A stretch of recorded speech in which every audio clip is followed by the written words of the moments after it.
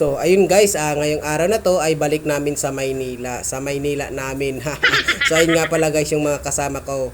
Naghihintay po kami ng masasakyan na tricycle patungo doon sa bayan ng Matnog. Kasi doon po kami guys sasakay ng bus. Kasi nandun po yung sakayan ng bus sa bayan ng Matnog. So, meron din naman po dito na daan na bus sa Barangay Solangan. So, pero mas ano lang namin na doon lang kami pumunta sa bayan ng Matnog at doon na lang kami sumakay ng bus. So, kaya ayan guys, nakakuha na kami ng tricycle na masasakyan. So, pupunta na po kami sa bayan ng Matnog upang makapagpatikit na po at para makasakay na din po kami ng bus. So, ayun nga guys, so nandito na po tayo sa bayan ng Matnog. At ngayon po ay naghahanap na po kami ng aming masasakyan na bus. So yung aming sasakyan nga guys na bus ay biyahing Cubao to Pasay po yan. Pero yung bus na po na sinakyan namin ay A-level po yan guys. So ayan po, ordinary lang po yung sinakyan namin. So kaya ayan guys, nakapagpatikit na din kami at bayad na din po yan. So andito na po kami nauupo na at nakasakay na, patungo na kami sa patungo na sa Maynila namin.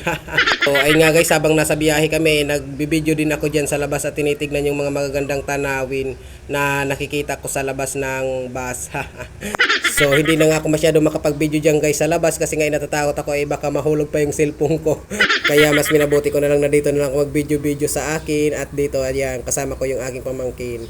So ngayon guys, dahil nagutom po tayo at nandito na po kami sa stopover, so kakain po muna tayo ngayon. So bali nag-order na nga lang kami diyan guys ng aming makakain kasi nga wala talaga kaming baon, hindi na kami nagbaon guys ng makakain kasi nga alam naman namin na may hihintuan naman na kantin dito. Kaya ayan guys, sinimulan ko na yung pagkakain diyan guys. So bali tigda dalawang order nga kami diyan guys na kanin kasi nga baka mabitin.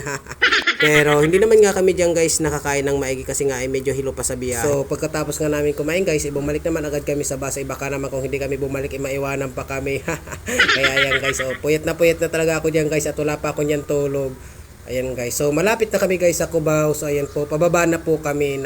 Sa Cubao na po yan guys at pababa na po kami ng bus. Ayan po. Sobrang dilim pa guys at maaga pa po yan, mga alas 4 na po yan ng umaga. So ngayon guys, dahil nakababa na tayo ng bus, ngayon magsasakay naman tayo ng dalawang jeep papuntang Binangonan, Pantok, Binangonan, Rizal guys. So ang unang sasakyan namin papuntang Angono. So baba naman kami ng Angono papuntang Binangonan. Medyo matagal-tagal nga rin guys na biyahe, nasa 17 hours yung aming biyahe guys. Papunta dito sa Binangonan, Rizal guys, galing Matnog. So ganun guys kahaba ang aming biyahe.